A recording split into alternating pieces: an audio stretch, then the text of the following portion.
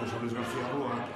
Yo no estaba previsto que yo estuviese aquí. Iba a estar un compañero de la Fundación del Valle, de la Fundación Andreu Unín del Valle del Nalón, concretamente Javier Cellino, pero que el hombre está mal, anda pachuchu, y entonces mandó un texto, un breve texto que os voy a leer yo en su nombre. Buenas noches.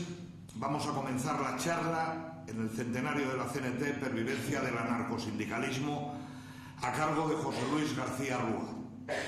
Antes, unas pinceladas muy breves sobre el conferenciante y también sobre algunos de los motivos por los cuales la Fundación Andreu Unín del Valle del Nalón ha elegido este tema.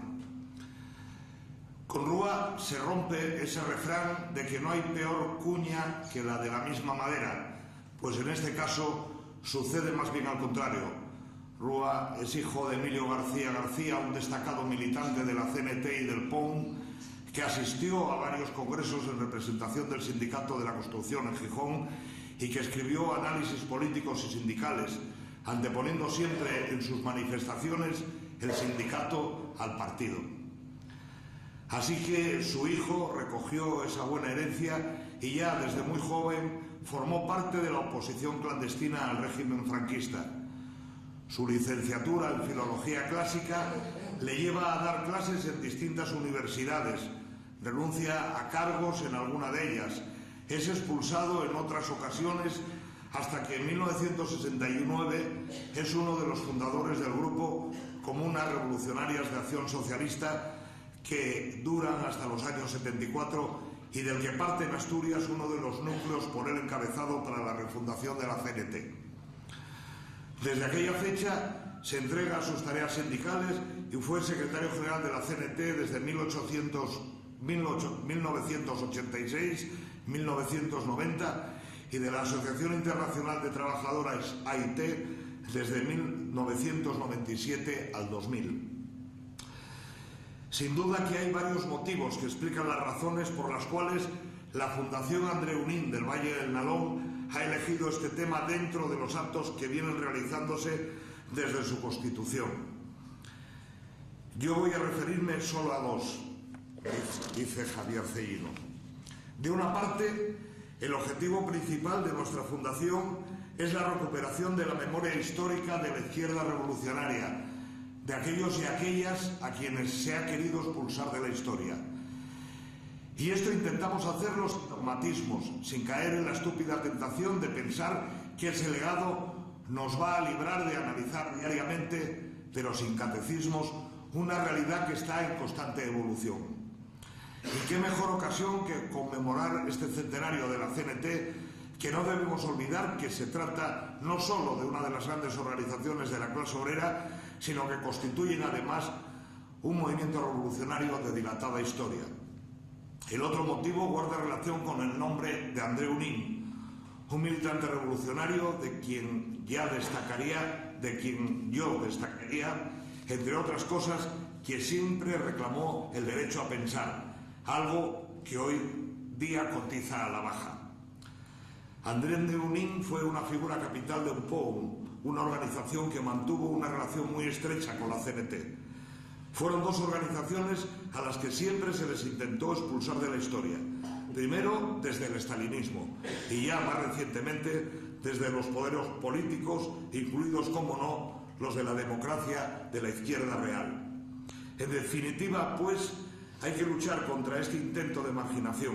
Hay que esforzarse día a día, sabedores, eso sí, de que esta tarea es posible. Termino con una frase de Charleston.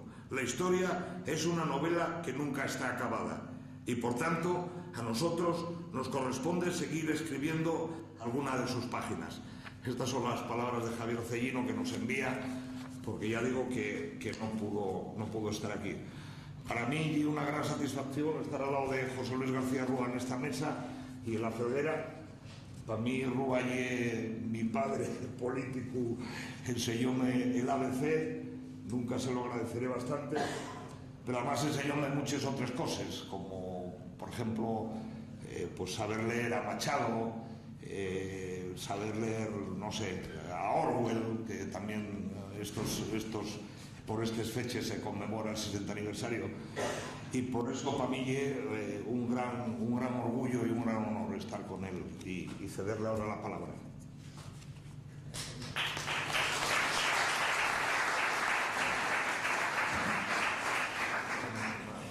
Vamos a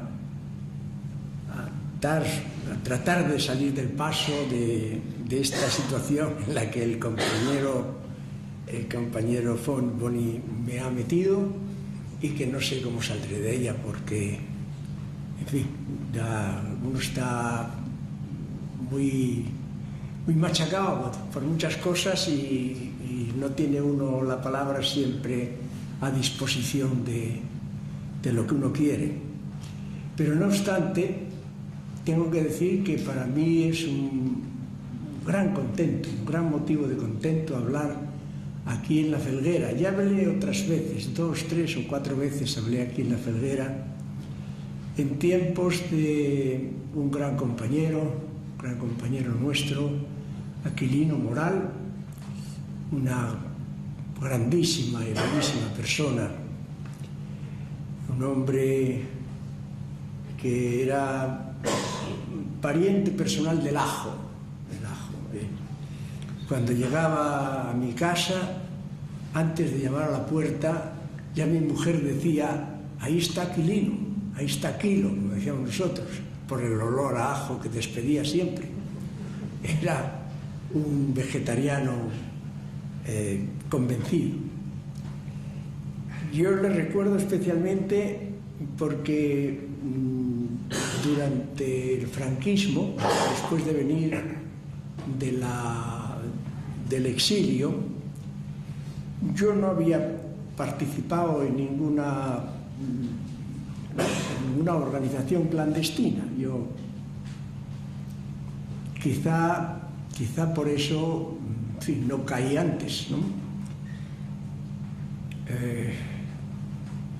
Pero no me privaba de hablar en las tertulias, en los cafés, y teóricamente yo exponía mis opiniones, mis facultades, y digo que esto la policía seguramente lo tuvo muy en cuenta siempre. Y lo tuvo muy en cuenta porque viviendo yo en un colegio universitario de Salamanca, y siendo ya profesor de la universidad, el colegio se llamaba San Bartolomé, era una época en la que yo estaba bastante malo y, bueno, descansaba después de comer. Y un día me dijo el subdirector: vino la policía preguntando por ti. Y yo dije: pero bueno, ¿qué quieren de mí? Dice: no, preguntaban por ti y que querían saber dónde estabas. Y dice: yo les dije que estabas durmiendo. Dice: no, es que nosotros sabemos dónde está por la mañana, dónde está a mediodía, dónde está por la tarde y de noche, pero no sabemos a qué hora está o dónde está entre las 2 y las 5 o las 6 de la tarde. Dice: pues está en la siesta. Esto me dio a entender que, aunque yo no pertenecía a ninguna organización, la policía sí tenía en cuenta lo que yo comentaba y hablaba en las tertulias, en los cafés, incluso en conversaciones personales. De manera que así fue como yo, hasta que volví de Francia, no volví a tener contacto directo con organizaciones políticas y sindicales. Y como no pertenecía a ninguna, mi tarea política primera fue la de hacer plataformas donde todos pertenecían a un partido o a otro, o algunos no pertenecían a ninguno, y yo no pertenecía tampoco a ninguno, salvo a la plataforma. De manera que cuando la única organización que no se acercaba, no sé por qué razones, al grupo en el que nosotros militábamos, era la CNT. Y un día aparece en mi casa, en la calle Pedro Menéndez de Gijón, llaman, y un hombre ya mayor de 80 años tendría, o 80 y tantos, y me dijo: soy Aquilino Moral, yo no le conocía, bueno, soy de la CNT, fui compañero de tu padre, pasa, estuvimos hablando, y ya el hombre fue los primeros contactos que yo empecé a tener con la CNT, digamos orgánicamente hablando, en los años 64, 65. A mí me causó una gran emoción porque cuando se despidió en la puerta de mi casa levantó el puño y dijo: salud, compañero.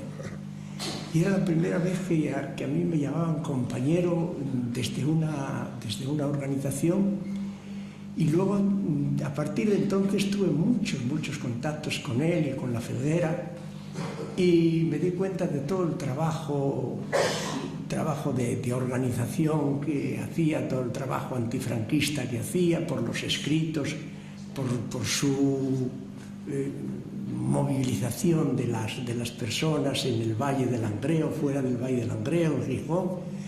Una gran persona, un hombre realmente excepcional, que a mí me alumbró mucho, me sirvió de mucho. Estos son los primeros contactos que yo tuve con la Felguera. Fueron, por lo tanto, contactos muy positivos. Otro también importante que tengo que relatar es que el primer meeting que da la CNT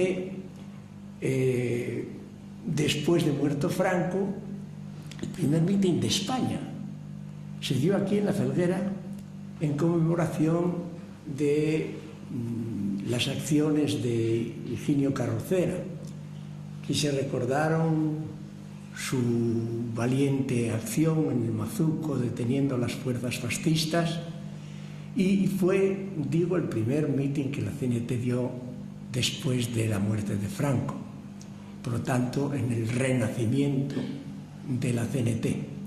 El segundo se dio en Gijón, en los Maizales, y ya el tercero ya se dio en Sants, en Barcelona. Pero los dos primeros mítines que la CNT dio después de renacida, a partir de la muerte de Franco, tuvieron lugar aquí en Asturias, en la Felguera y en Gijón. Bueno, para hablar de la CNT, la organización a la que yo pertenezco, uno no sabe cómo empezar. Quizá fuera propio hablar un poco de la naturaleza humana,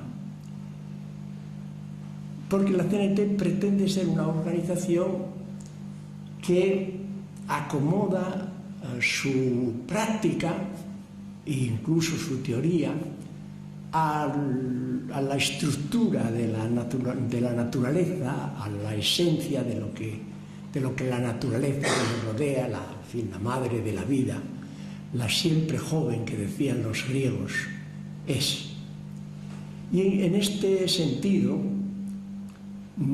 podríamos partir de cuáles son los instintos primarios que impulsan al hombre, y en esto, poco ya también como profesor de filosofía antigua, tengo dos orientaciones diferentes: la orientación epicúrea y la orientación estoica. La orientación epicúrea dice que el hombre se mueve por placer. Hay un antiguo poeta del siglo XIV, el arcipreste de Hita, que un poco rememorando a Aristóteles trataba de dar una explicación de esto. Dice: como dice Aristóteles, cosa es verdadera, l'home por dos cosas se mueve. La primera, por haber mantenencia; la segunda, haber ayuntamiento con fembra placentera. Bien, parece que Aristóteles, que fue anterior a Epicuro, le daba a Epicuro un poco el camino por donde debía encauzar su pensamiento. Para partir de ello, Epicuro decía, el hombre se mueve por el placer, por el principio del placer. Y los estoicos corregían a Epicuro diciendo, no, hay algo antes del placer. Los estoicos reconocían el carácter primario del placer, el carácter, digamos, instintivo hacia el que el hombre se mueve, pero entendían que el placer era secundario con relación a otro acto previo del hombre, que era la respuesta a sí mismo, lo que ellos llamaban la oikeiosis. Oikia es la casa íntima, esa respuesta a sí mismo, la respuesta a su propia naturaleza, y como acto secundario inmediato de esa respuesta devenía el placer.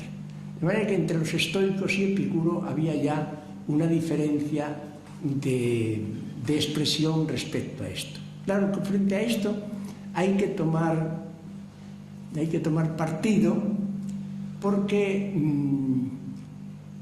nosotros, es cierto lo que dice Aristóteles y transmite el arcipreste de Hita, es en efecto que vemos que el hombre se mueve hacia el placer y que al hombre le gusta al hombre acostarse con la mujer y a la mujer acostarse con el hombre.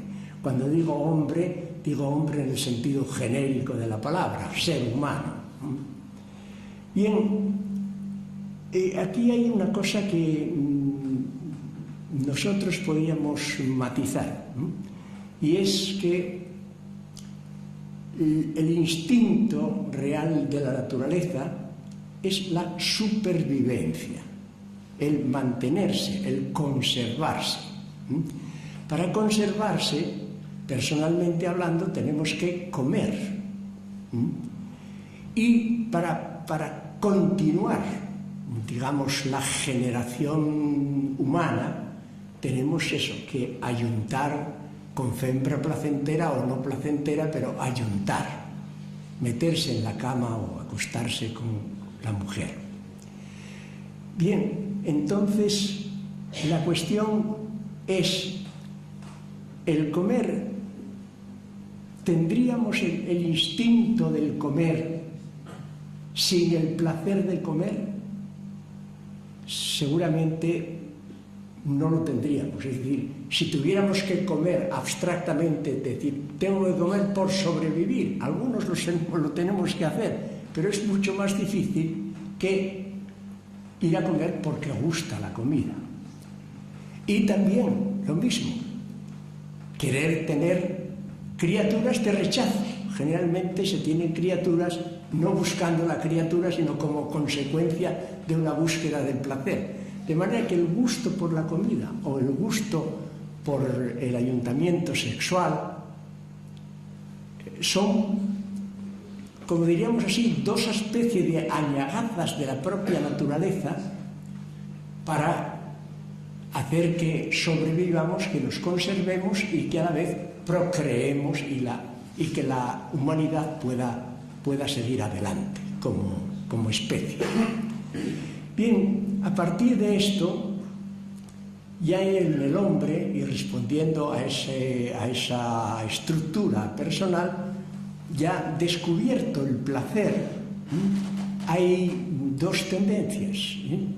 Una tendencia hacia, digamos, la asunción del placer por el placer, y entonces hacerse un hombre dedicado solo a la búsqueda de placeres, bien sean gastronómicos o bien sean sexuales, o de otro tipo también, o por el contrario buscar, y esto lo calificaríamos nosotros de egoísmo, o bien un poco el sentimiento contrario, el sentimiento opuesto, o el sentimiento por lo menos paralelo a este, que sería el altruismo.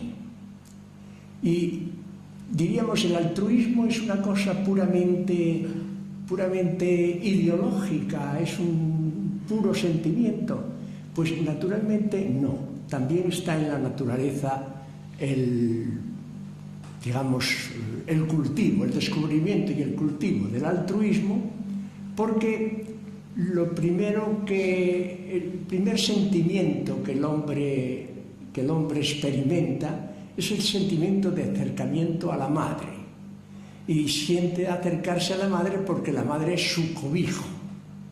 Es decir, la madre es una extensión de la persona porque la madre cobija a la criatura y es la que le da asistencia. De manera que a medida que el niño va creciendo, va teniendo noticia del círculo en el que está viviendo, sea familiar o sea de un grupo familiar más extenso, sea un grupo social, pero un grupo en el que él se siente protegido, en el que él se siente defendido. De manera que esto, busca la madre, busca la familia y busca el grupo como modo de asegurar su pervivencia y su aseguramiento. Pero después esto mismo puede convertirse en un sentimiento independiente que es simplemente la adhesión al otro. Eso significa altruismo, moverse en torno al otro. Y aquí es donde podemos ver los dos tipos humanos que pueden después encontrarse en sociedad. Aquel que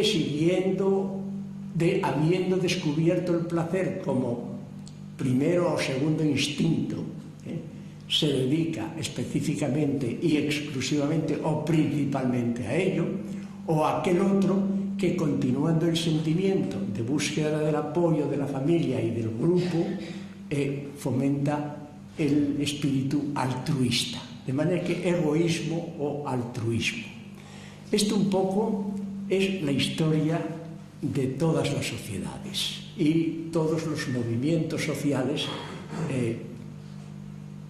se mueven en torno a estos dos tipos de sentimiento, y las culturas y las civilizaciones y los grupos sociales van teniendo una u otra característica según que predomine en él o bien el instinto de la búsqueda del placer individual o bien la búsqueda de la compañía, del trabajo común junto con otros. Evidentemente, el principio de explotación viene a partir del primero de los instintos, es decir, del instinto del egoísmo, del que busca el placer y dentro del placer, el que busca el dominio de los demás, también como una forma de placer. Y por otro lado están los que sufren ese dominio y los que se tienen que defender frente al poder, frente al instinto de aquellos que solamente buscan el predominio de sí mismo o la satisfacción de sus propios instintos. Y en esta segunda parte es donde el hombre descubre que él solo no puede defenderse frente al poder dominante. Y al no poder defenderse solo, le quedan dos caminos. O bien yo voy al campo de los que pueden, me hago como uno de ellos para dominar a los demás, o bien tengo que ser aplastado por los demás. O bien, como tercera solución, tengo la posibilidad de juntarme con otros, darme cuenta del mundo en el que vivo y darme cuenta que en esta situación de aplastamiento en el que estamos tenemos la posibilidad de liberación si nos unimos, si tenemos conciencia de cuáles son los resultados de una y de otra cosa y buscamos el camino de la liberación. Si no hay esta búsqueda del camino, primero el instinto de liberarse y segundo, el conocimiento de que uno por sí mismo no puede liberarse sino a partir del concurso de otros que estén también oprimidos, el hombre no tiene solución. Entonces el hombre entra en un pesimismo integral, en una especie de fatalismo, de aceptación de lo que sea, y entonces es pura y simplemente la víctima de aquellos que dominan. Bueno, pues en esta situación es donde nace la necesidad de buscar al compañero para formar ese grupo conjunto a partir del cual se organice una lucha, una estrategia de acción frente a aquellos que están explotando, dominando y aplastando a los demás. Bien, hay un principio, y tengo que recurrir a ello porque es el comienzo, en realidad, de la Confederación Nacional del Trabajo, que es el principio básico que movía a la Asociación Internacional del Trabajo, a la OIT, que era el de la emancipación de los trabajadores.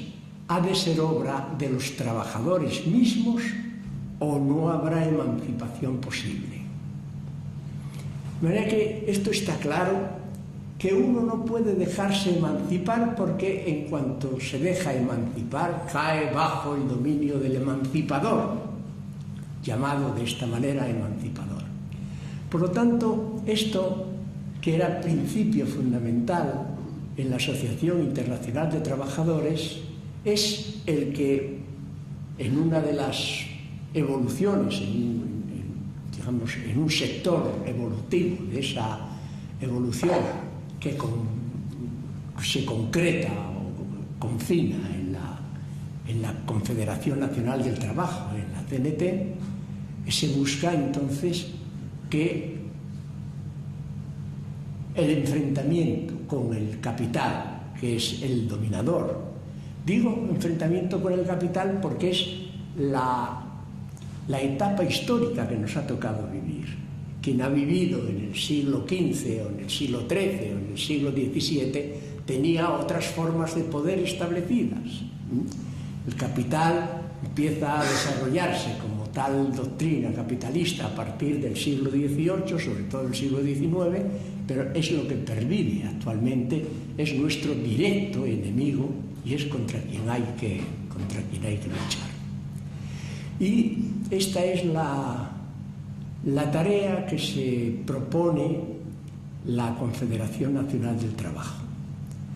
Pero la Confederación Nacional del Trabajo tiene una prehistoria, no nace, históricamente hablando, como nombres. La Confederación Nacional del Trabajo es un resultado último de solidaridad obrera que, habiendo nacido en 1907 en Cataluña, en 1910 decide extenderse nacionalmente. Por eso la CNT se llama Nacional del Trabajo. Era simplemente darle carácter nacional a lo que hasta entonces había tenido un carácter puramente regional. Por tanto, la palabra nacional, que algunos tratan de quitar o trataron de quitar del nombre de la CNT y superarlo o sustituirlo por otra cosa, entienden la palabra nacional trasladándolo al principio, la filosofía del nacionalismo.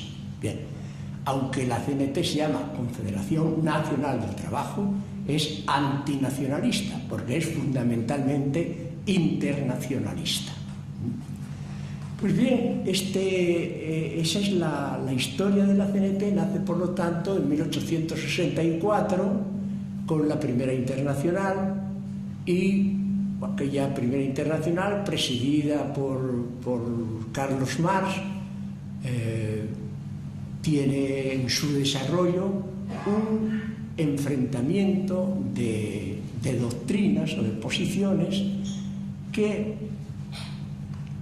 hay que tener en cuenta, porque en realidad lo fundamental ahora, cuando se busca la unidad, hay que tener en cuenta también dónde y cómo nacen los movimientos. Hay que tener en cuenta que el movimiento obrero moderno o contemporáneo nace unitariamente. Es decir, que la separación de grupos obreros es posterior a su nacimiento. De 1864 a 1872 existió ese trabajo unitario. a partir de 1872, habiendo decidido Carlos Marx, yo diría que no, es mi opinión personal, no tanto por decisión teórica del propio Carlos Marx, porque leyendo a Carlos Marx se le descubre un espíritu revolucionario que no debería haber llevado a esa consecuencia de separación. Pero Federico Engels sí era partidario de esa separación, sí era partidario de una ruptura incluso. Federico Engels, no hay que olvidar que Federico Engels era un capitalista burgués, sí, es decir, que era hijo de fabricante y fabricante él mismo, y por lo tanto tenía interés en el capitalismo, porque el desarrollo del capitalismo trae consigo el desarrollo del proletariado, y el proletariado tenía que ser el agente de la revolución. Pero si leemos, por ejemplo, los artículos que Carlos Marx dedica a los movimientos del País Vasco de los años 40, que eran movimientos que, en contra del sentido político de la palabra, lo que Carlos Marx ve como valoración es el surgimiento popular, es decir, el hecho de que son movimientos que nacen realmente del pueblo y que no nacen dirigidos por fuerzas políticas de un tipo o de otro. Si comparamos estos escritos, y hay un libro que se titula Los Bakuninistas en Acción, que es un libro de Federico Engels dedicado a la acción de los bakuninistas, en fin, a la lucha cantonalista que hubo en España como consecuencia de la monarquía de Amadeo de Saboya después de la Revolución de 1868, y también con la Primera República. Esos movimientos cantonalistas, por ser precisamente proletarios, por ser precisamente del pueblo, y por no someterse a ninguna prescripción de carácter político, los tiene por fundamentalmente negativos. Se compara entonces esta posición de Federico Engels con la de Carlos Marx, y que está justamente en la misma edición del libro. Aparecen los dos, la contraposición de las dos posturas, la engelsiana y la marxiana, aparecen muy claras allí. Pero en fin, por esta vía es por donde el grupo marx-engelsiano produce una modificación del artículo 8º de la Asociación Internacional de Trabajadores, que postula que los trabajadores deben participar en los parlamentos. Deben participar en los parlamentos, es decir, deben hacer una lucha política por intervenir en las instituciones burguesas. Bien, la razón o lo que se pretendía era que, entrando en el Parlamento, entrando en el sistema burgués, se puede destruir desde dentro al propio sistema capitalista burgués. Bakunin era contraria a esa posición y les decía que ellos creerían el poder debilitar o destruir incluso al poder capitalista entrando dentro, pero lo que iba a suceder en realidad es que el poder capitalista los iba a absorber, los iba a someter a su sistema, y parece que esto fue, digamos, una especie de predicción del propio Bakunin, que se ha cumplido enteramente. Hoy los partidos, ya desde Bernstein, pero Bernstein, con el cual empieza el revisionismo marxiano o marxista, ya desde Bernstein empieza esa derechización clara del movimiento socialista. pero es que Bernstein era discípulo directo de Federico Engels, y hay mucho de Bernstein en Engels como hay mucho de Engels en Bernstein. De manera que la raíz estaba propiamente dentro de eso. Todos sabemos ya, en fin, cómo discurrió, porque además acabo de oír a Boni que Zapatero a lo mejor va a tener aquí algún tipo de contestación, o sea que hay claramente ya la sensación un poco casi generalizada de que los partidos socialistas en su función de socialdemocracia están realmente siendo, digamos, sostenedores fundamentales del sistema. Bien, en esa situación, o por oponerse a eso, los que fueron expulsados de la AIT se reunieron en Saint-Imier, en Suiza, y llegaron a otra forma apolítica de organización. Una forma política, pero que no nace espontáneamente y de la nada, sino que anteriormente, por ejemplo, pues a finales del siglo XVIII, principiando el XIX, ya las obras de Godwin, por ejemplo, son claramente un ataque directo al Estado como Estado, al Estado como organismo de opresión, al Estado como aparato de las castas dominantes, y, por lo tanto, un canto de libertad. Que en esa línea sigue después Pierre-Joseph Proudhon, lo continúa Bakunin, más tarde Kropotkin, Malatesta, digo en el sentido teórico de la palabra, pero en el sentido práctico se concreta en la Comuna de París, en los resultados posteriores, la lucha contra, aquí en España, en contra de la Restauración, y finalmente a finales de siglo ya la clara visión de que los movimientos obreros de carácter sindical deben ser independientes y al margen de toda dirección, de toda supervisión de carácter político.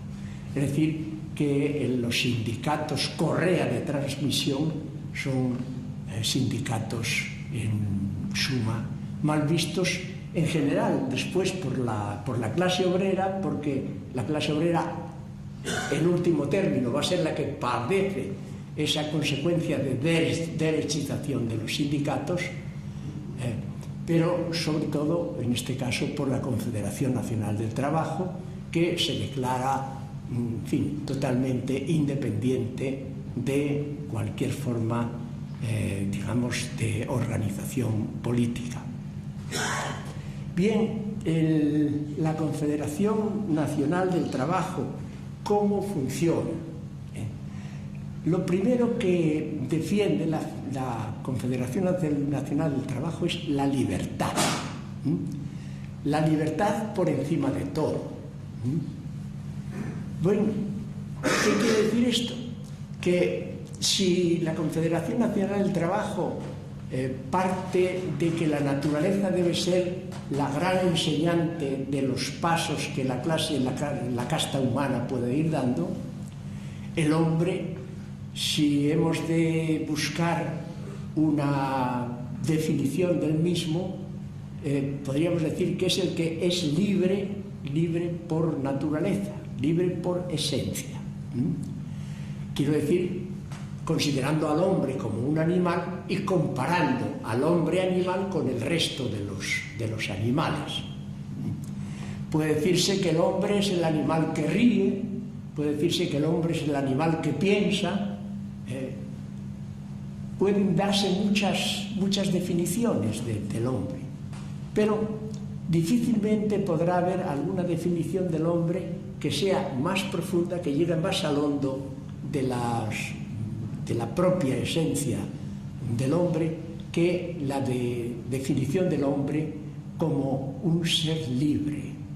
Un ser libre quiere decir un hombre que tiene que buscar la libertad, donde la libertad puede no ser un hecho, digamos, actual y presente y real y efectivo, porque el hombre tenga que vivir en situaciones de sumisión, de esclavitud, de opresión, etcétera, etcétera, pero sí un hombre, un ser natural que tiene en sí la conciencia de que la opresión que se le hace es una opresión contraria a su propia naturaleza.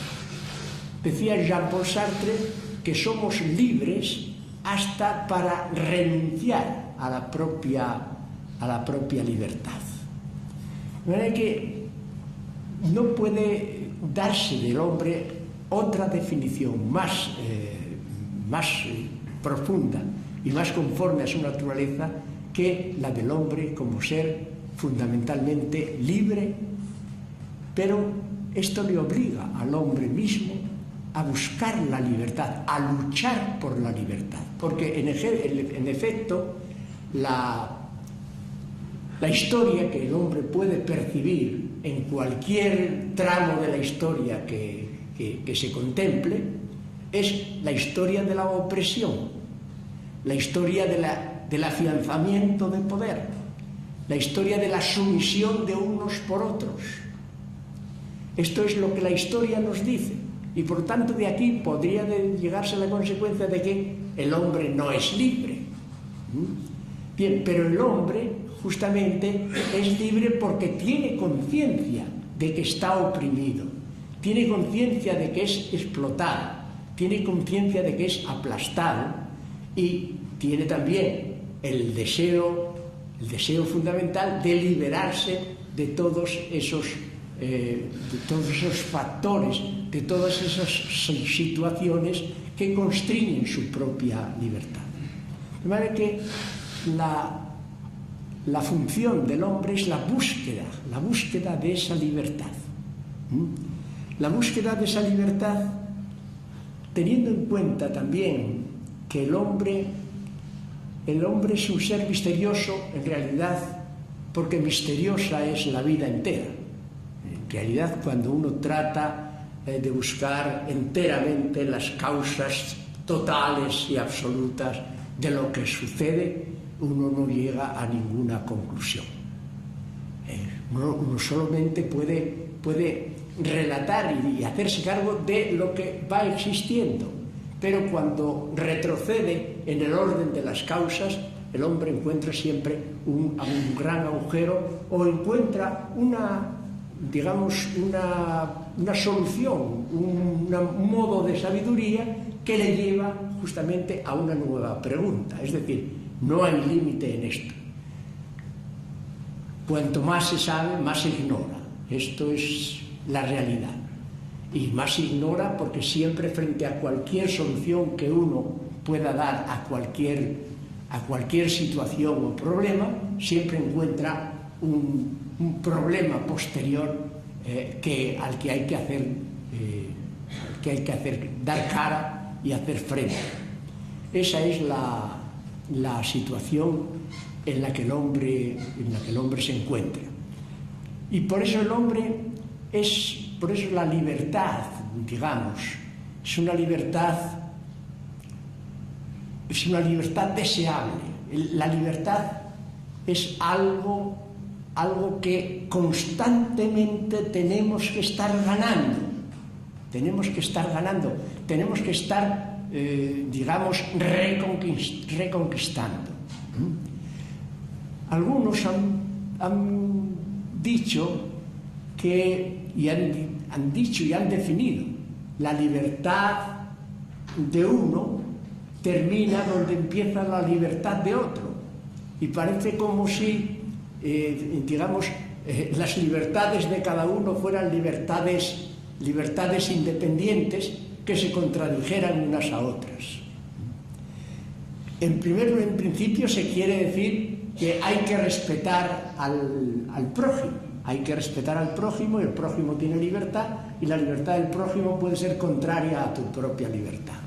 Bakunin pensaba lo contrario. La libertad del otro no disminuye mi libertad, sino al contrario, fundamenta esta propia libertad y la fortifica. Y llegaba a una afirmación posterior más radical todavía. Decía que mientras hubiera en la tierra un solo esclavo, nadie debería poder sentirse libre. Es decir, que la esclavitud del otro compromete mi propia libertad, de manera que mi propia libertad no puede ser auténtica libertad sin la libertad de los demás. Y esto, en este principio de que la libertad es algo ensanchable, algo adquirible, algo que tiene que crecer incesantemente, en ese, filosóficamente hablando, en esos principios es donde se asienta, digamos, el movimiento libertario. Bueno, ¿por qué dirían algunos? Algunos pueden decir, bueno, pues hay que tener un ideal, y se ha partido, incluso en la CNT, por ejemplo, en el cuarto congreso de la CNT en mayo en Zaragoza, en 1936, se definió el comunismo libertario. Se dijo, el comunismo libertario es esto. En fin, se dieron unas pinceladas.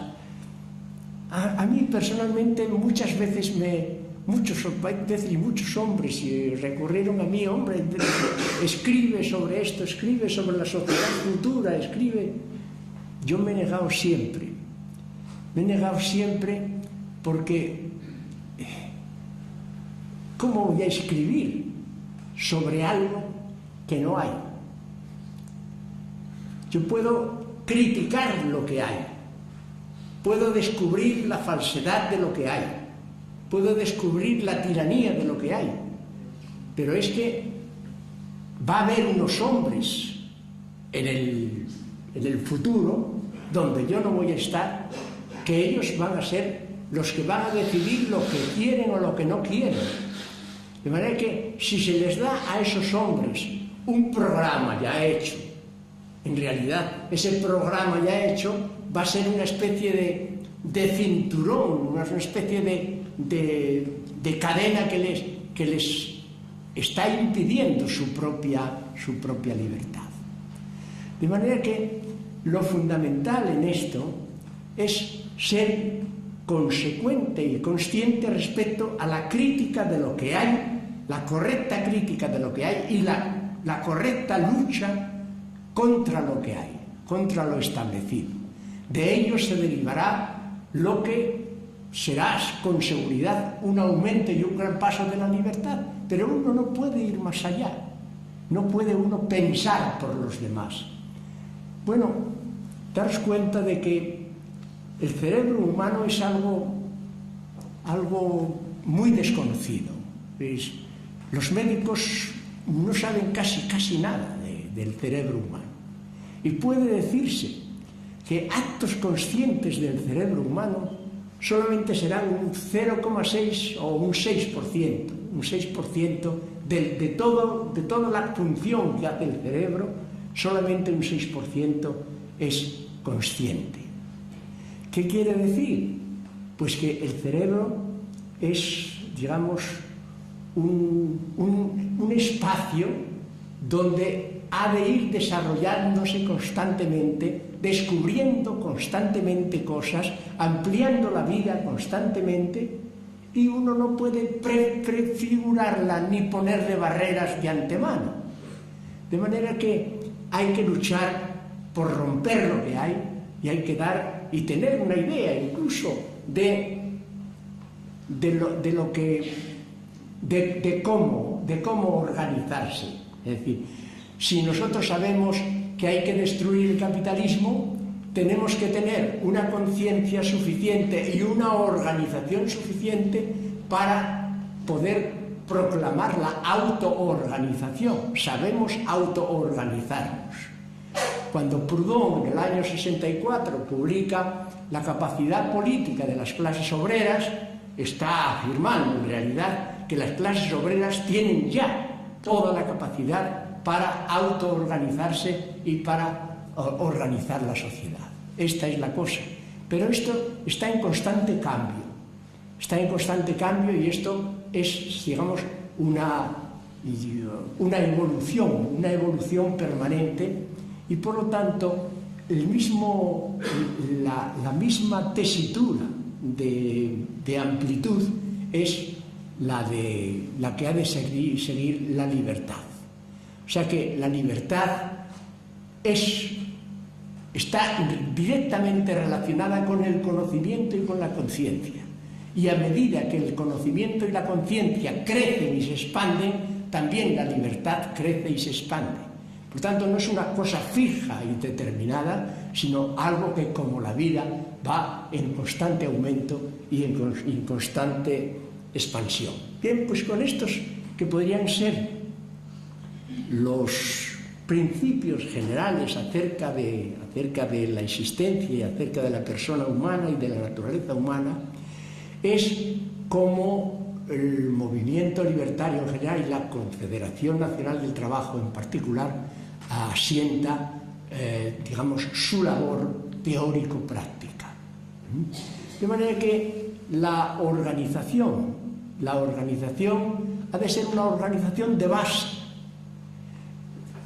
Al decir que es una organización de base, quiere decir que los principios libertarios de la CNT están en contra de todo centralismo democrático. Bueno, ¿por qué?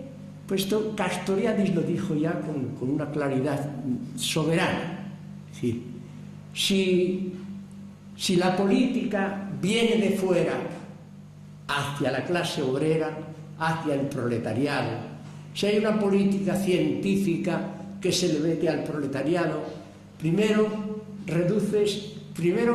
conviertes a la política en una tarea de especialistas, en una tarea de entendidos de la política. Y en la medida en que haces de la política esa tarea de personas entendidas, estás convirtiendo al proletariado en una cosa, estás cosificando al proletariado. Hay que declarar, por lo tanto, al proletariado mayor de edad, por lo tanto, con capacidad de pensar, con capacidad de ver, de sentir y capacidad de luchar y organizarse. De manera que entonces, no sobre los principios generales que hay a propósito de la libertad y del ser humano, hay que tener en cuenta esa capacidad, esa situación, digamos, de libertad que hay que otorgar al pueblo de base, al trabajador de base, de manera que no puede haber una auténtica organización que sea realmente revolucionaria, donde haya unos especialistas que digan esto es así o esto es andando, sino que tiene que salir todo de la discusión, en primer lugar, sobre todo, porque no hay nada establecido en el orden teórico y con carácter fijo y definitivo, sino que todo es discutible, todo es matizable, todo es, digamos, al servicio del concurso de la inteligencia y de la acción de los hombres. Esto se fundamenta en la necesidad de la asamblea, de manera que toda organización auténticamente revolucionaria tiene que ser una organización asamblearia, una organización que tenga en cuenta la asamblea. Bueno, no es porque la asamblea sea clara y evidente por sí misma. Diríamos que si relacionamos asamblea y sindicato, podríamos decir que la asamblea sin sindicato es ciega y que el sindicato sin asamblea es vacío. Por lo tanto, tienen que haber las dos cosas, la asamblea y el sindicato. Y por lo tanto, la organización sindical que la CNT se propone es una organización asamblearia. Los sindicatos son, digamos, la última célula de la organización en la que la organización descansa y sin el concurso de ella no hay organización. Para ello, entonces, hay que convertir los cargos de representación en cargos de pura gestión. Es decir, que las bases en la discusión de los problemas e incluso de las teorías lleguen a un acuerdo y que de ese acuerdo salgan unas determinaciones que se lleven a la práctica con nombramientos, pero donde aquellos que son nombrados no tengan más capacidad que la gestión de aquello que las bases han acordado. Y esto subiendo, digamos, de organización puramente del sindicato a organización local, a organización regional, a organización comunal, a organización nacional o a organización internacional. Pero siempre en esta medida y siempre subiendo de abajo arriba. Ese es el organismo que la CNT ofrece. De manera que libertad y organización y, por supuesto, acción. Fundamentalmente, acción. La CNT en todos sus congresos tiene que partir de la discusión y de la aseveración y ratificación de sus principios, tácticas y finalidades. ¿Cuáles son los principios de la organización? Pues todos los hombres son iguales. Cuando digo hombres, perdonad las mujeres, estoy diciendo seres humanos. Estoy diciendo todos los seres humanos son iguales y todos deben ser iguales. Es decir, no hay posibilidad de aceptar que nadie, por nacimiento, ni por situación, ni por desarrollo de la vida, tenga más capacidad de decisión que otro. La naturaleza humana, la dignidad humana, exige precisamente eso. Si uno renuncia a su dignidad, deja de ser persona. De manera que la dignidad humana exija que nadie esté por encima de él en cuanto ser humano. Puede saber más.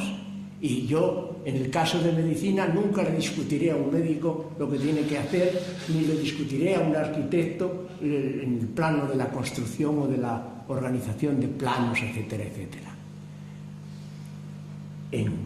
Pero una cosa es ese reconocimiento y otra cosa es que fuera de la medicina el médico pretenda ser más hombre que yo o tener más capacidades que yo, o el arquitecto también fuera de su tarea.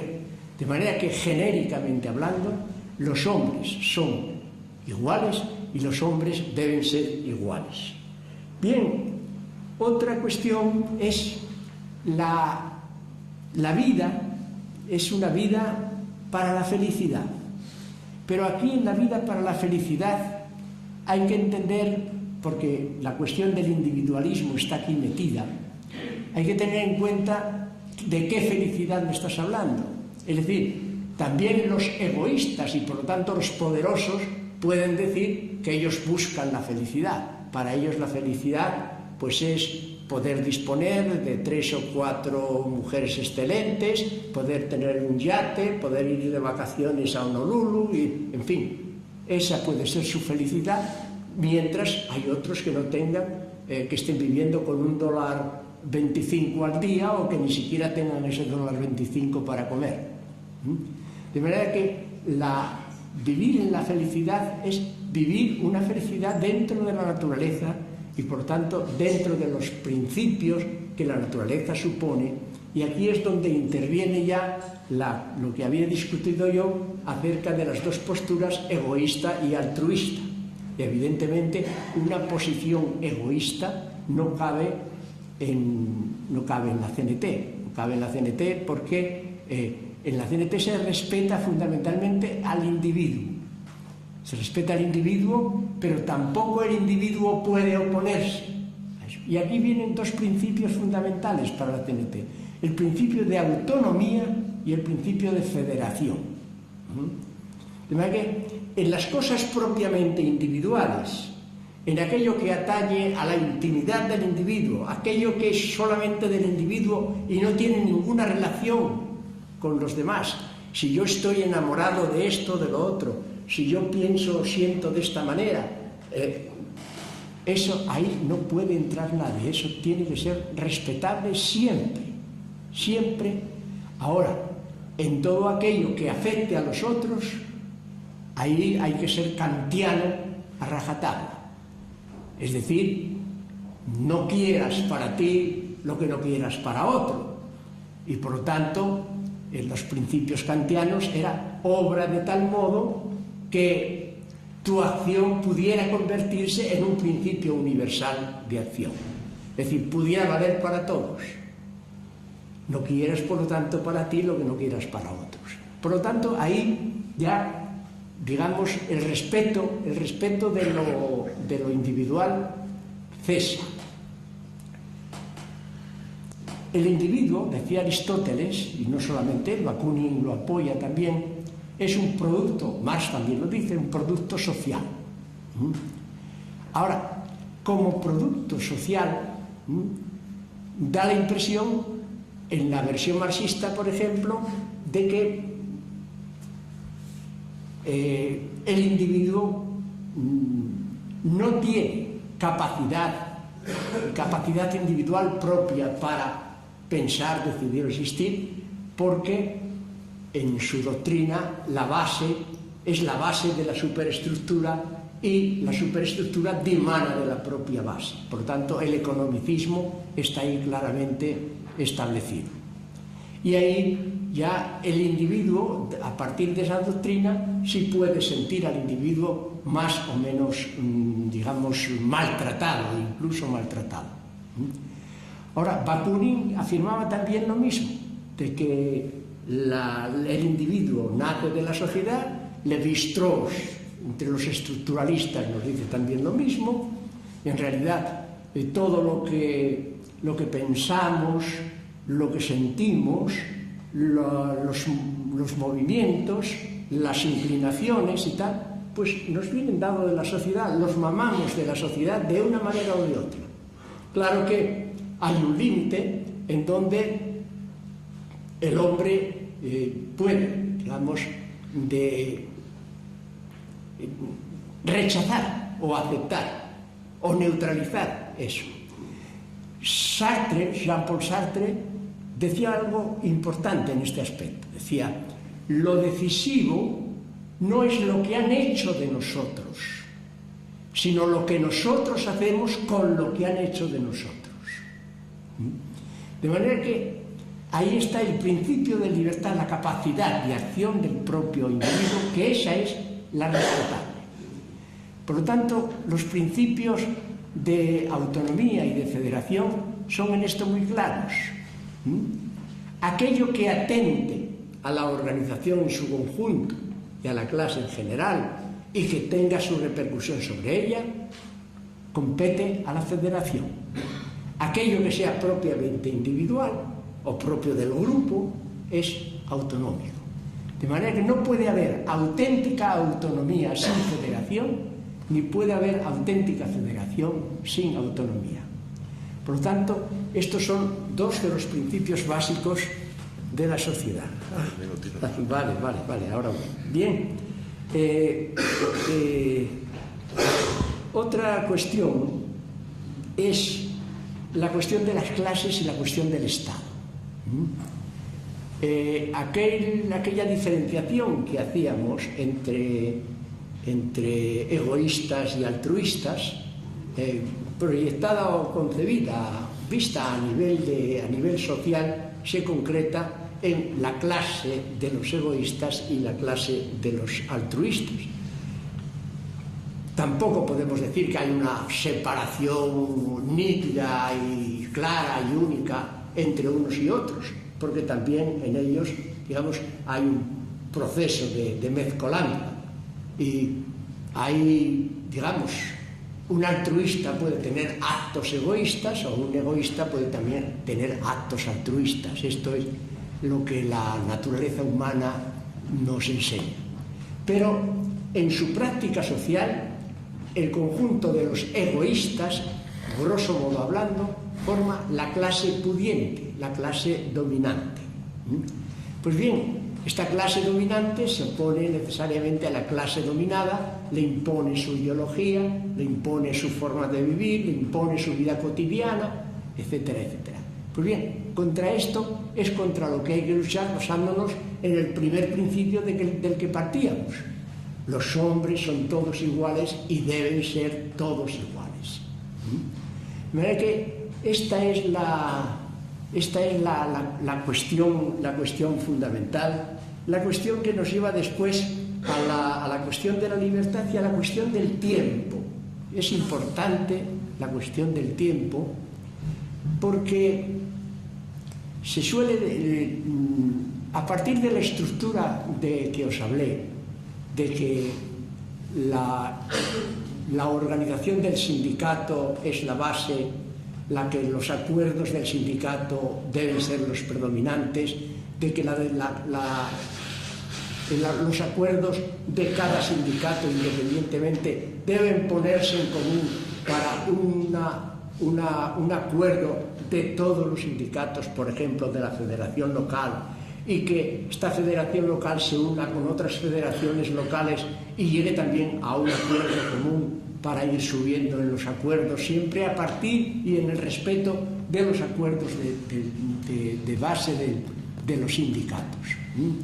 Pues bien, a partir de esta situación, este proceso de acción es naturalmente un proceso largo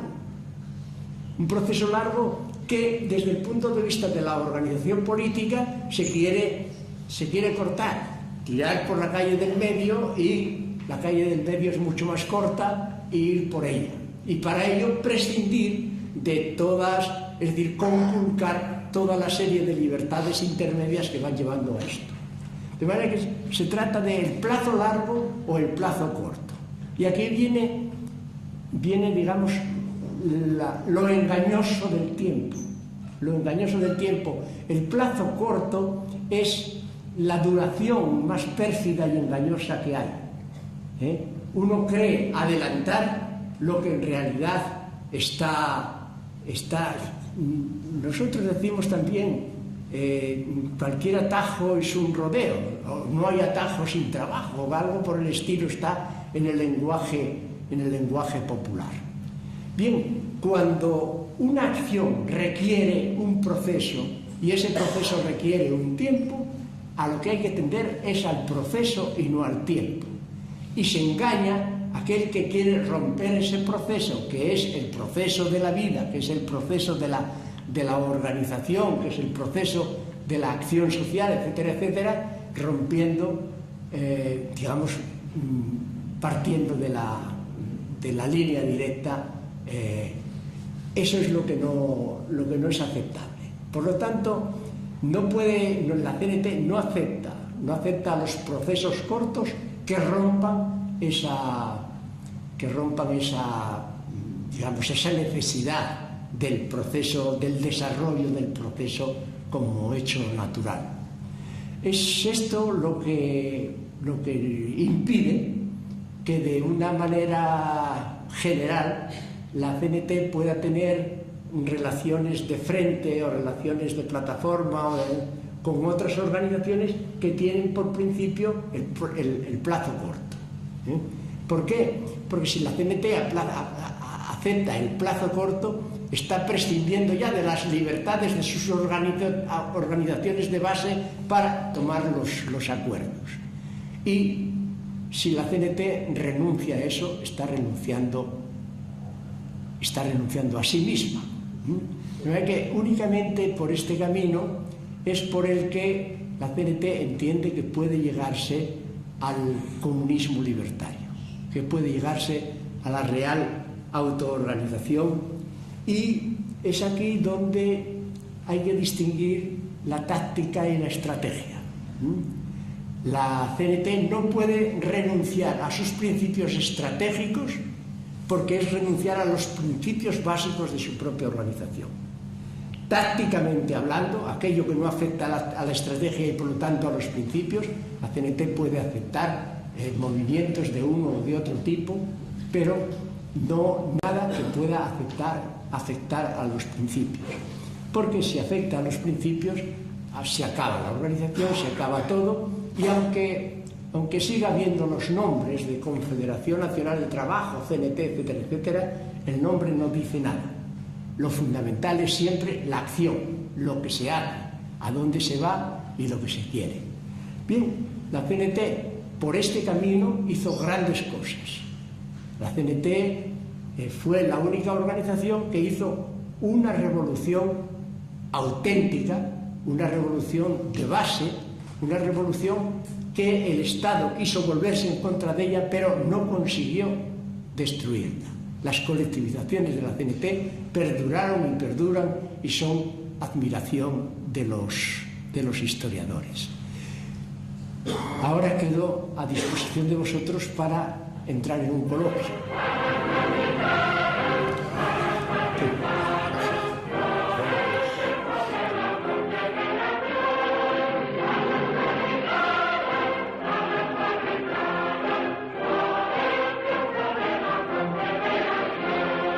Otras cosas, como por ejemplo, pues saber leer a Machado, saber leer, no sé, a Orwell, que también por estas fechas se conmemora el 60 aniversario, y por eso para mí es un gran orgullo y un gran honor estar con él y cederle ahora la palabra.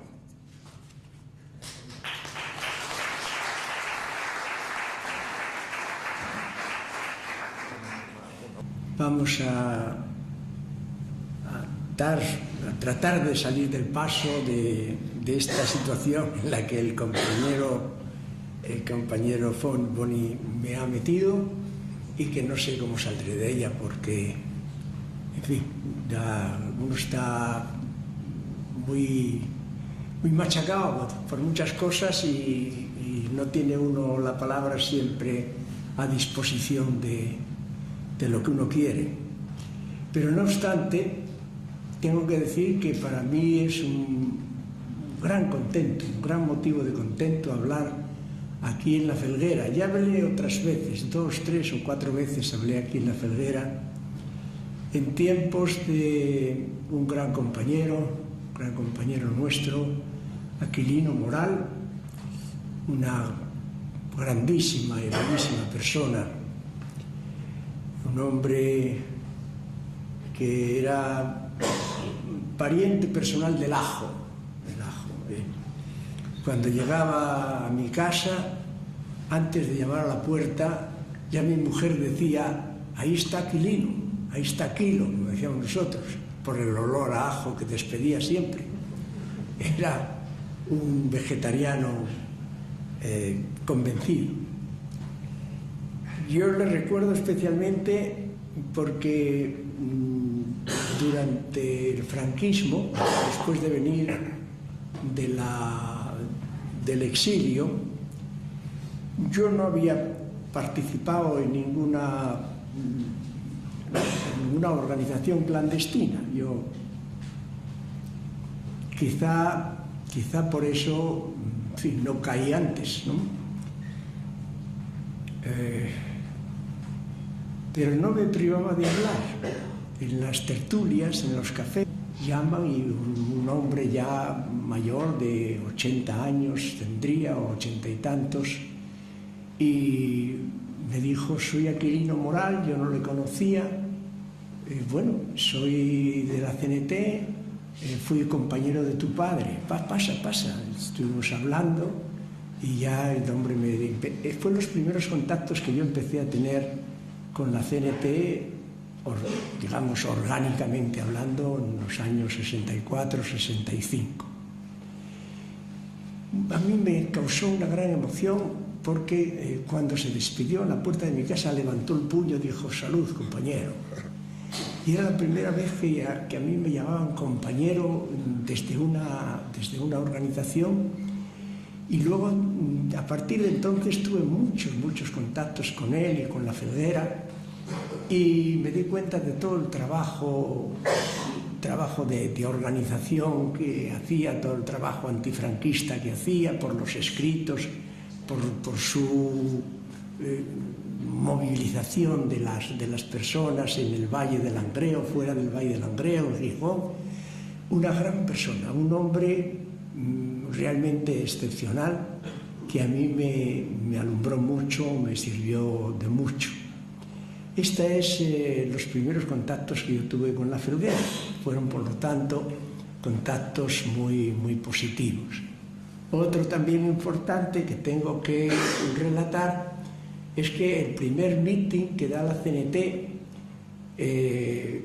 después de muerto Franco, el primer mitin de España, se dio aquí en La Felguera en conmemoración de las acciones de Higinio Carrocera, que se recordaron su valiente acción en el Mazuco deteniendo las fuerzas fascistas, y fue, digo, el primer mitin que la CNT dio después de la muerte de Franco, por lo tanto en el renacimiento de la CNT. El segundo se dio en Gijón, en Los Maizales, y ya el tercero ya se dio en Sants, en Barcelona. Pero los dos primeros mítines que la CNT dio después de renacida a partir de la muerte de Franco, 2000. Sin duda que hay varios motivos que explican las razones por las cuales la Fundación Andreu Nin del Valle del Nalón ha elegido este tema dentro de los actos que vienen realizándose desde su constitución. Yo voy a referirme solo a dos, dice Javier Cellino. De una parte, el objetivo principal de nuestra fundación es la recuperación de la memoria histórica de la izquierda revolucionaria, de aquellos y aquellas a quienes se ha querido expulsar de la historia. Y esto intentamos hacerlo sin dogmatismos, sin caer en la estúpida tentación de pensar que ese legado nos va a librar de analizar diariamente, pero sin catecismos, una realidad que está en constante evolución. Y qué mejor ocasión que conmemorar este centenario de la CNT, que no debemos olvidar que se trata no solo de una de las grandes organizaciones de la clase obrera, sino que constituyen además un movimiento revolucionario de dilatada historia. El otro motivo guarda relación con el nombre de Andreu Nin, un militante revolucionario de quien yo destacaría, entre otras cosas, que siempre reclamó el derecho a pensar, algo que hoy día cotiza a la baja. Andreu Nin fue una figura capital de UNPOUM, una organización que mantuvo una relación muy estrecha con la CNT. Fueron dos organizaciones a las que siempre se les intentó expulsar de la historia. Primero desde el estalinismo y ya más recientemente desde los poderes políticos, incluidos, como no, los de la democracia de la izquierda real. En definitiva, pues, hay que luchar contra este intento de marginación. Hay que esforzarse día a día, sabedores, eso sí, de que esta tarea es posible. Termino con una frase de Charleston. La historia es una novela que nunca está acabada y, por tanto, a nosotros nos corresponde seguir escribiendo alguna de sus páginas.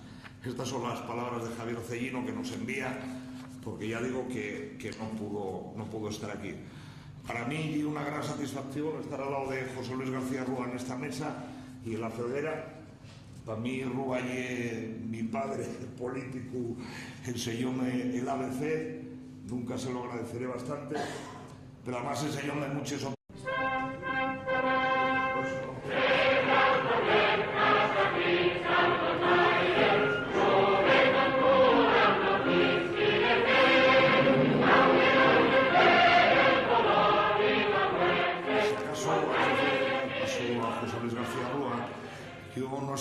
No estaba previsto que yo estuviese aquí. Iba a estar un compañero de la Fundación del Valle, de la Fundación Andreu Nin del Valle del Nalón, concretamente Javier Cellino, pero que el hombre está malo, anda pachuchu, y entonces mandó un texto, un breve texto que os voy a leer yo en su nombre.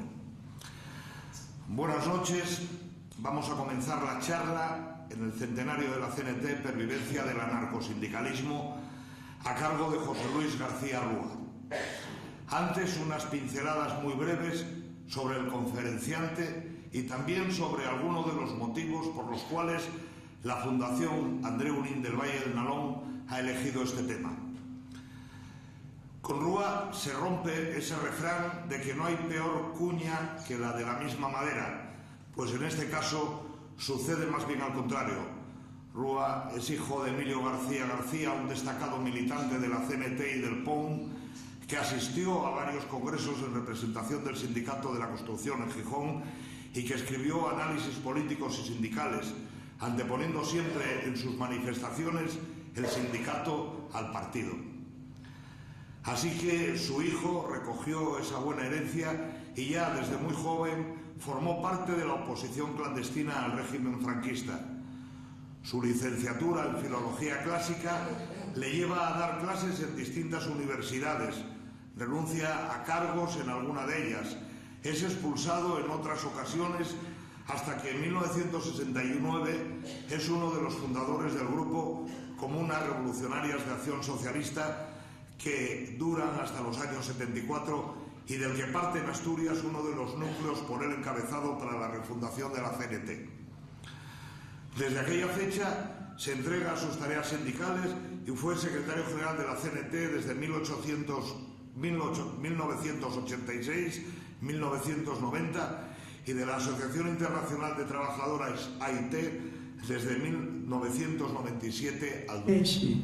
Teóricamente yo exponía mis opiniones, mis facultades, y digo que esto la policía seguramente lo tuvo muy en cuenta siempre.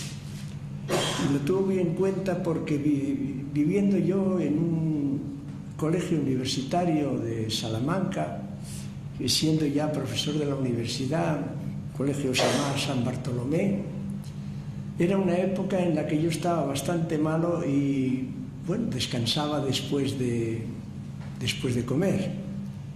Y un día me dijo el subdirector, vino la policía preguntando por ti. Y yo dije, pero bueno, ¿qué quieren de mí? Dice, no, preguntaban por ti y que querían saber dónde estabas. Y dice, yo les dije que estabas durmiendo. Dice, no, es que nosotros sabemos dónde está por la mañana, dónde está a mediodía, dónde está por la tarde y de noche, pero no sabemos a qué hora está o dónde está entre las 2 y las 5 o las 6 de la tarde. Dice, pues está en la siesta. Esto me dio a entender que, aunque yo no pertenecía a ninguna organización, la policía sí tenía en cuenta lo que yo comentaba y hablaba en las tertulias, en los cafés, incluso en conversaciones personales. De manera que así fue como yo, hasta que volví de Francia, no volví a tener contacto directo con organizaciones políticas y sindicales. Y como no pertenecía a ninguna, mi tarea política primera fue la de hacer plataformas donde todos pertenecían a un partido o a otro, o algunos no pertenecían a ninguno, y yo no pertenecía tampoco a ninguno, salvo a la plataforma. De manera que cuando la única organización que no se acercaba, no sé por qué razones, al grupo en el que nosotros militábamos, era la CNT. Y un día aparece en mi casa, en la calle Pedro Menéndez de Gijón,